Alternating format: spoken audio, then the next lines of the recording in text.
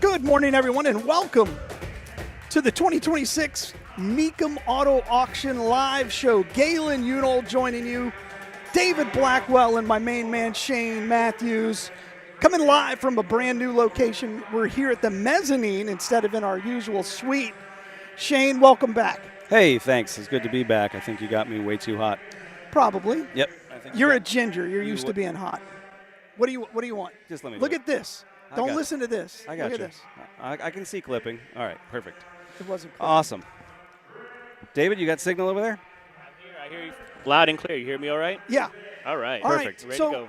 David Blackwell, Hello, everybody. Happy Shane New Year. Matthews. We all love cars, and that's why we come here. Today is going to be a pretty exciting day. Shane, you and I and David, we've been going back and forth for weeks now that we knew this was coming. Yes. There are some cars that I think we're all uniquely very excited about. And let's just start, Shane, with you. You texted me there was a card here last night, and I was like, oh. Yeah, so this is the first time I'm going to see a Jera in person. I've never seen one before. I'm not going to try to pronounce Koenigsegg because I don't know how to say it, but I'm going to go ahead and say the Jera, which there's – so we've been doing this, 6 years now? Yeah. So yeah. Or 7. It's been a long time. I know Dan and I did a broadcast before you joined us. Right. So I think, 6 or 7 years that you and I have been doing this. Yeah. And we're getting slow on cars that I haven't seen in person. So it's going to be really cool to see one I've never seen before. So super excited about that. Yeah. So, David, this is your first time at Mecum. Obviously, you've been around cars a lot because of your work with the Excellence of Speed. Festivals of Speed. Festivals of Speed. Well, it is excellent. It is a very excellent show. Thank you. And you didn't get to see a lot of it. We saw a lot of the parking lot because it was an did. absolute mess coming in. We should have done what we did originally, and then we ended up taking another 20 minutes to move 50 feet. But it's all good now. I think we're in a good space. We're here. We're late, but that's normal for us. Yeah. David, what are you parking most was bad. excited about? I'm just excited to be here. I've never been to the Mecum auction, and I'm excited to see the cars and Eat the that auction mic. live. Eat that mic, Eat the David. mic. Yes, sir. There you go. Eat the mic. Yeah, I'm just excited to be here. Thank you for bringing me on. You know, at the Festival of Speed, I've probably seen most of these cars already, but I'm excited to see some things different. No. I don't know. I mean, I've seen a Najera already. I'm just saying. All right, big dog, Mr. Flex. So some of the things we're going to talk about, look, if you've never joined us for this show, we just go straight. We don't do breaks. I just take over the radio show. I almost run this like a live stream. So if you have to go to the bathroom, you better go now because we're going nonstop. I already went. So a couple of the cars I'm excited about is first of all, the Porsche most dominant race car ever made. I mean, it dominated Le Mans. It dominated Daytona. The Rolex 24 and all of the endurance races, and its predecessor, 24 and all of the endurance races, and its predecessor was just as good, except for the 960. The 952 was just an incredible as good, except for the 960. The 952 was just an incredible car, but the 962 was one step above. Yeah. You know, they're going to have F40s there. They're going to have all of the Ferraris. It's just an amazing event. I love how now we're like, oh, it's just another F40. I mean, you've seen one. You've only seen one. I think they have an F50 this year, too. Yeah, I saw there's a couple of Stradales out there, too. Yeah. I haven't seen one of those in person. A very interesting hybrid Ferrari sports car, so I'm very excited to see that in person. A lot of old classic cars that are going to be I'm very excited to see as well. Some Duesenbergs and some other things that are really, really cool that, you know, I don't think that we've had the opportunity to, for.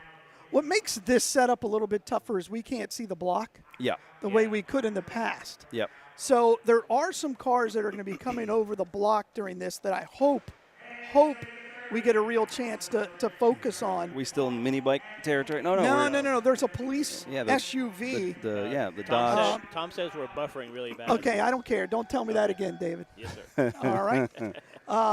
Thank you, but don't care. All right. So the way the way we're going to do this is we'll kind of go all over the place. Hopefully you can see it. If not, I'm recording it. I'll upload it later. But I mean, this is what happens when you do live radio, and before you walk in, they say there's no Wi-Fi. Yep. That's just the nature of the beast. It just happens that way sometimes. So yeah, if you can't see this now, we'll have it posted later on. So we're going to also put it on our new YouTube channel that me and you have, Shane. Yes. So we're launching. Galen and I. I'll go ahead and take a second to talk about our new endeavor. So a couple years ago, we started a project that we call How Hard Can It Be? And it's where Galen and I do home improvement projects that neither one of us are qualified to do, and then we fail miserably, and we make fun of each other during the process of that. So as an offshoot of that, we have a podcast called How Wrong Can It Be? And what that's going to do is we're going to have a normal conversation where we talk about, again, things that we don't know anything about, and then we're going to fact check ourselves and then have a second episode where we go through and talk about all the things we were wrong about.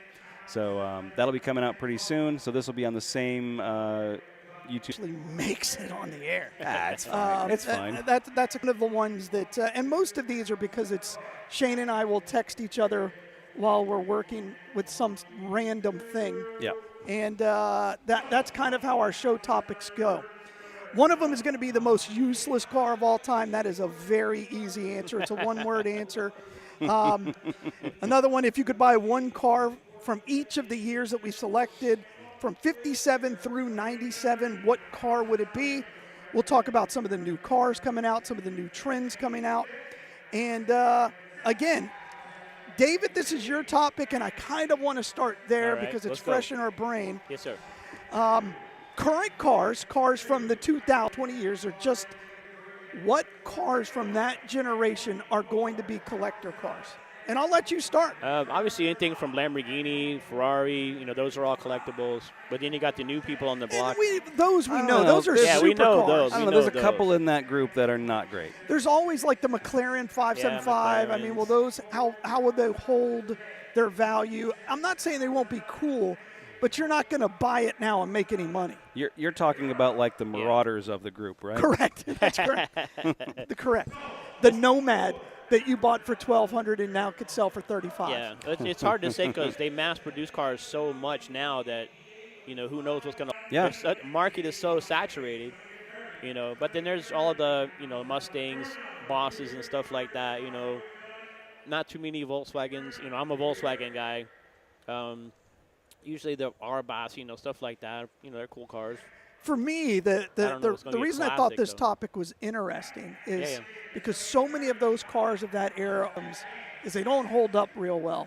No. And they cost a lot of money to redo. Yeah, they're not meant to last. So the question is how does that impact their value and their collectability? Yeah, my brain went to on this topic like regular mom and pop type cars, Sure, like regular same. sedans that are being produced and being put out, like the Marauder that might have a chance of having some sort of status at some point. These are things that were kind of cool when they came out, but as time goes on and some of those, fewer and fewer of those are available because somebody drove the crap out of them, and now you've got a couple of different ones out there standing out. What are you thinking? I think I've said it like 4 times. I'm thinking the Mercury Marauder might be a candidate for that sort of thing. David, I've never heard anybody going, you know what I really need in my garage? Mercury Marauder. Have you not? Huh, interesting. No. Do you obviously want a Marauder? No, God, no. Well, I'm then sure they have one how out is that here, a I'm sure. collector? What did you am I a collector? But doesn't I there have have to be I a have demand for it? Well, Yes. Okay, you guys just hit on it. Is there going to be a demand? I think that's the question we're trying to answer here. What are those cars, look like? Are we talking about, a Chevy Malibu? No, what garbage. cars are we talking about? Like That's what I'm asking. Yeah, that's what I'm saying. I do think going outside of Europe, because we know that there's a lot of cars, supercars. I'm not talking about supercars. I'm talking about everyday regular cars. daily driver car. What cars are going to be out there that are going to hold up? All right, perfect example. On your screen right now is a thing. Volkswagen. Yay! Yep.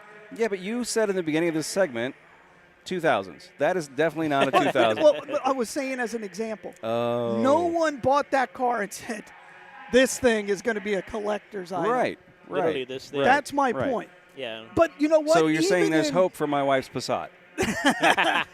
Even when that car, I think that's a 1977 thing. That's correct. Even then, we knew it was a cool car because Yeah. Very everybody cool. in high school wanted one, and there was one dude who did. And you're like, yeah, is it a POS? Yes, but I love it. But it's the thing. I mean, Yeah. how can you go wrong with a car So- called the thing? So if we're going to go back to 2000, I really think you have to include the first Model S of the Tesla, unfortunately. And I think they're all going to be dominated by electrical cars, Yeah. hold their value. Yeah. I disagree. I think The I know, four-door? I know you hate multiple doors, I think but four doors is too many. Yeah. And I don't even consider 4 doors a real. That's not to me a car that should ever be mentioned as one of your favorites. No. yeah, I mean, I think if we're going to go, obvious choices, I think obviously the Challenger, the Charger, some of your, Hellcats. ZL ones, Camaros. Even though the Hellcat right now, you Your- just said you have to replace the whole engine in some places because the cams you're just getting the whole engine in some places because the cams you're just getting worn Yeah, out. that's what I was. That was worn out. That's what I was. That was my point. Like, how are you going to have a car that's value and still my point? Like, how are you going to have a car that's value and still be a classic because they're not made to last anymore. These cars are all built to last Well, for no, years. They're not made to last anymore. These cars are all built to last Well, for no, years. they're built to Challenger. They're built to Challenger Resto Mod.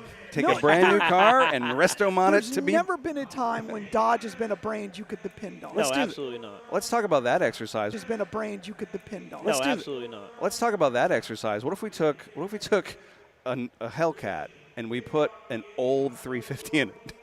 There you go. It'd Something probably like- run better. It would be a lot louder, believe it or not. Gas mileage about the same. Bet gas About the mileage about the same, same, yeah. And if you- Gas About the mileage about the same, same, yeah. about the And if you valve it right, the horsepower wouldn't be far off. No. And with the size of the hood, you You could, valve it right, the horsepower wouldn't be far off. no. and with the size of the hood, you could probably put 2 of them in there. Yeah, I was about to say. Yeah, sideways. Couple Yeah, of put 'em couple of sideways. Sideways with a superchargers. couple of U joints. With a Superchargers. couple of U joints. Yeah, each Turbos. that we could make it front. Points. Yeah, each Turbos. that we could make it front wheel drive, and each wheel has its own 350. There's a Plymouth on right now. Its own 350. There's a Plymouth on right now. Oh, that Oh vet no, was no, nice. that's the Ford hardtop. Good looking car. Good looking car. But Beautiful again, I car. think that's such a tough topic. You know. But Beautiful again, I car. think that's such a tough topic. You know, there's a couple of Toyotas that are in there. The Subaru WRX is a that is Yeah, going for to sure. be a collector's Yeah, car that's because it it is definitely. right now. Already is, yeah. Skylines are going to be The in that Skyline, the Nissan GT Skyline. We saw one at WEC. GTRs. Yeah. Oh, you weren't with me because you don't go there anymore. At the Excellence of what is it called? Festivals of Festivals of Speed. group. Festivals of Speed. I haven't gotten that right Speed. yet. I know. You need to write it down. But this guy had just Not gotten gonna a Nissan GTR from Japan like the week before. Nice. Oh, yeah. Nissan GTR from Japan like the week before. Nice. Oh, yeah. It was just I had never seen an original one in person. Yeah, it's they're nice remarkable. cars. Yeah, yeah, I like the Toyota 2000 GT as well. I mean, Sure. it's a 1970s car, but Sure. still. yeah. But do you Very think rare. Well, I think the new Supras are awesome looking. I think they're Well, fantastic. we're going to talk about them. We're going to get there. I think Toyota has 3 or 4 cars that are going to be amazing. And I think Ca- they're game changers. Camry, gonna be a big Camry guy. If you're looking for that level of car, you can't go wrong with it. No, I know. I'm sure in 50 years you're going to find a Camry in a garage somewhere. There's no and doubt. Everybody's going to flip out. So to your point about quality, but I don't want to jump ahead because you're all over the place. We're I'm all trying about- to get a map. We're all about jumping ahead. No, Jump ahead. This is the map. You asked a simple question. Cars from the 2000s. We're naming cars from the I 2000s. You're just- like, no, that one. We're gonna talk about that later. There's, well, okay. you know, the Roush Ford Mustangs, obviously, the GT500s, Mustangs, Camaro, Challengers will always be collectible. Yeah, for because sure. anything in there's a low market numbers like for it. that. Right. Any But- kind of low number special cars. But to your point, Special because of the removal of what we would call Metal? a muscle car in metal, and you know the sedan outside of like the BMW 5, you know M5, Right. just an incredible car. We know that. We know the Mercedes are going to be around forever, but that American-made collector car is gone. Yeah. Outside of those few. There's Yeah. few. Yeah, absolutely. And what they're doing, by the way, with the Mustang brand, somebody at Ford should just be taken outside and shot. Mustang SUV. What It's is terrible. That? They should just be shot. Yeah. No, people should have been rallying around that the way they did about Cracker Barrel or Bud Light. Yeah. I agree with that. I know what they're trying to do is make it its own. It's its thing. own brand. Its own Yeah. brand, and that's Yeah. just But they're that's destroying one of the most iconic cars dumb. ever. They just took the nameplate and just, Yeah, they just throw it on everything now. They Everybody likes electrify- Mustangs. If we made everything a Mustang, Right. they'll like everything. Right. Well, they did that with the Maverick. They have the Maverick truck now. The Maverick was a car, Sure, not a truck. sure. Now it's a truck. I haven't even seen that. It's not good. I'm sure it's not. replaced Oh the yeah, Ranger. no, It's- yeah, that it's thing. small like You're the right. I Ranger forgot used to about be. that because I tend to not remember things I don't like. So yeah, All right, well, I forgot let's- that was a vehicle. Let's do one of the things that I think is going to be kind of fun as a vehicle comes over the line. That's not a car. I don't know why they're selling these. Cars, trucks are not cars, Truck. people. Yeah, that's not a Let's car, get that's over a it. truck. But I'm going to start in 1957, and because I put this video together, we have to watch it. All right. This is kind of just going through the cars, the main cars. We have the Maserati 350. We also have the Chevy Bel Air, the Aston Martin PV, just phenomenal. The Thunderbird, iconic hard top with the removable hard top, the Ford Fairlane,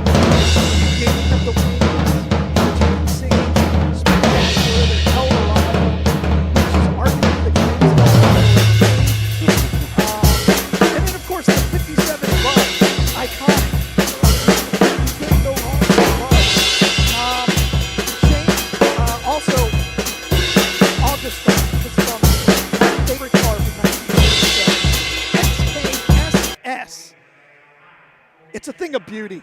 It's just absolutely sculpture that moves.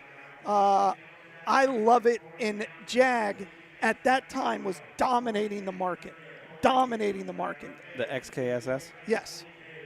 It was on the slideshow that I presented to you. Yeah. So what are you thinking, Shane? What do you got for 1957? If there was one car that you would buy, what would it be? Ferrari 250 GT California Spider. Ooh, that's a nice one. That's not a bad pull. That's a nice one. I also had your Jaguar in there, but here's a fun thing. The Skyline was actually first produced in 1957 by the car company Prince. Oh, I didn't know that. So, yeah, they merged with Nissan 2 years later, and the Skyline became Nissan in 1959. But 1957 was actually the first year of the Skyline. So, as we talked about earlier, kind of a cool tie-in, cool classic. That's kind of good. I think that's a Chevy Bel Air on the block right now. I figured you'd be a BMW 600 guy. That's not a bad car. It's a terrible car. It's an ugly car. It's not drivable. It's got no use whatsoever. But at least it's got a little styling. You couldn't sit in it in the summer because it's an oven.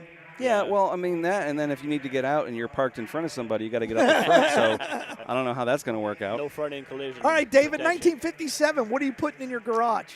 I'm always going with the Beetle, man. I love a Beetle. And you Yeah, know, Beetle's nice. there's more vintage Beetles on the road now than any other car of the same years. Agreed, because you could. It was the Everman's car. Exactly. You can't kill them. Porsche knew how to build a car. Yeah, Yeah. absolutely. He was a genius. Yeah. All right. I'm surprised nobody kind of went off the board with that Aston Martin. It's gorgeous. That's not a good photo. I couldn't find a good one. That's the Maserati. Sorry, this is the Maserati, this is the Aston Martin, and arguably that's the last good car that Maserati ever made. Yeah, is Yeah. that before Ferrari bought them out? Yeah.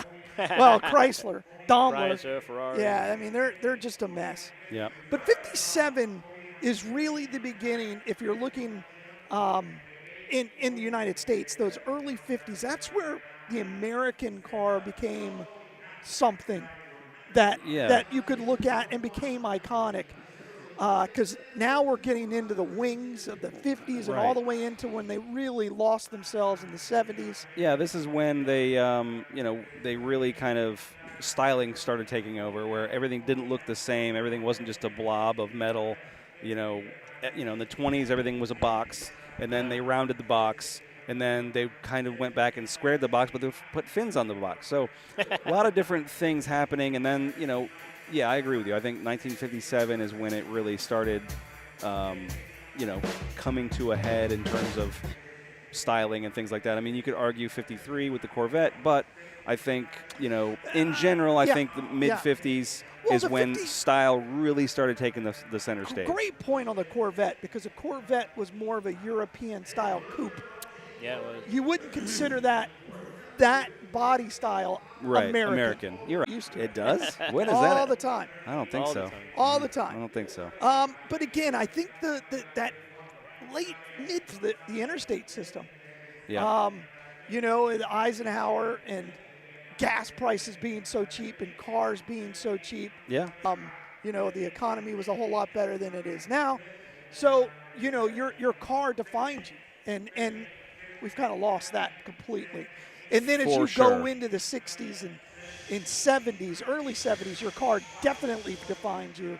Now everybody's driving an SUV. Yeah. All right. Anything else on 57 you wanted to bring up? No. Are we done with 57? I'm over the 50s already. You're done. That's part of my You're past. done. We're good. Well, I'm going to mix it up because I like to ruffle feathers. Because I have things in order, and you don't want That's that correct. you don't want it to be Yeah. easy. That's correct. I like it. Most useless vehicle of all time.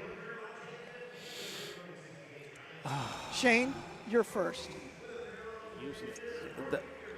That's. It's so been on the agenda for. also like to make things difficult for you. So you said vehicle just now. Are we talking cars? Because I personally think the hang glider is the most useless vehicle of all time. You can't use it unless you've got a hill. It has to have a motor and it has to have 4 wheels. Well, So- or more, or less. Motor 3 or and 4 wheels. It's So the not, it hang can't have glider, wings. the hang glider with a motor, I think, is the. That's a paraglider. Yeah, that's the one. Paraglider. I think that's it. Actually, that's got more use than Actually, my those are vehicle. called ultralights. It's Yeah. an ultralight. Okay. I don't like them. That's your real choice. No. Okay, good. No. Good. My real choice we Moron. talked about earlier is that the BMW. Oh. Well, The front door BMW that holds nothing and is very impractical. I mean, I get that if you're going for I can drive from here to there, it does that. It doesn't really do anything else. So that's here's why that you're is my wrong. pick. Here's why you're wrong. It Go ahead. does go from A to B Does? in relative comfort, and Yep. you can get there cheaply. Yep. Very cheap. So therefore, it has a purpose. Got David coming in. Mr. Morton, how are you, sir? Hello, sir. Welcome. Welcome, welcome. We're on. We're good. We're all set. No. We No, just we're go on. live. We're We live. want this like a podcast. Yeah, we don't care. You can come in. You want to Come on. talk? You want to talk? I Yeah. got headphones. Hold br- on. David Morton, my main man David from Morton. Mecum. Come on in. How are you? Hold on. Don't answer that yet. Yeah, don't answer that. Only on the air. We run a very professional show here, guys. Scooch up a little bit. You'll be in camera. If you want to be. All right. Hey, you got us. How are you? Oh, put your mic down. You got to go the other way. Yeah. You got to go the other way. I haven't turned it up. There we go. Hey, Welcome, welcome. David Morton from Mecum Auto Auctions. Hello. How are you, my man? We're good. Little chaos this morning. It's been active, is what we would say in my world. I'm 6,200 steps into the day. Nice. That's almost 3 miles. Yeah, Wow. it's only 10:40 in the morning, so Exactly. that's a pretty That's good not start. bad. I'll get going, yes. So this is day 4. So crowds are definitely bigger. Much bigger. And there apparently was a overturned truck coming down Yes. the tollway. Yes. They had that. Yeah, we met Apologize that. for that. That's not our. Did you? That's not our fault. No, you but, want people here. You don't want to stop people from No, getting it's here. really because I'm waiting for a reporter to come in from New York that is working for Road and Track, and he's caught in traffic. And I texted him. I said, okay, it's a marketer's dream. As an event marketer, Galen touched it. As an event marketer's dream, you want scalp tickets and you want traffic. Right. But you don't want that for the guy who's covering it. And the interesting is he's here covering it to help draw a picture of what the world's largest collector car auction is about. Yeah. So I guess by having traffic, and he's now an hour and 10 minutes late. Oh, yeah. So Wow. that tells you that's a good thing. Yeah. I Great guess. thing. Yeah. But I got to pacify him when he gets in because he's probably not going to be very happy. Yeah. Well, take him to that restaurant downstairs. That place is pretty good. Yeah, we'll have to take care of him. Mark's a good man. We'll take care of him. Yeah. So Shane and I, we were trying to. I think this is like at least my 10th year coming. Is it really? I think so. Okay, all right. I remember the first time I reached out to you. I'm like, I really want to go to Mecum. Maybe I'll get a media pass, and you responded, and you guys have been so open to us and kind of giving us the run of the place. Mecum is in the 10 years we've been doing of Mecum Auto Auctions, not just at Kissimmee, but everywhere else. You're on a brand new platform. So, as a way of historical perspective, Mecum is a family-owned business. It was started in the Mecum's family. And as Dana told me, I said kitchen table. He said, no, I started in the dining room table when I